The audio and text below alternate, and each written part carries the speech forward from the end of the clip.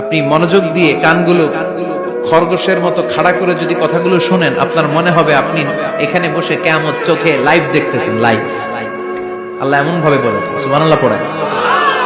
তা আসুন আমরা সরাসরি কিয়ামতকে দেখে আসি। আসলে কিয়ামতটা কেমন বর্ণনা করছেন কে? আল্লাহ। সূরার নাম হচ্ছে সূরাতুল কারিয়া। কি নাম? আওয়াজ করে উত্তর দিতে হবে। সূরার নাম আল কারিয়া। চিৎকার মেরে বলেন সূরার নাম কি? আল কারিয়া। এটা মাক্কি সূরা। কি সূরা? বিশ্বনবীর জীবনের দুইটা পর্ব, একটা মাক্কি পর্ব আর একটা মাদানী পর্ব। এটা মাদানী পর্বে নাজিল হয়নি, এটা নাজিল হয়েছে মাক্কি পর্বে। এই সূরার আয়াত সংখ্যা 11।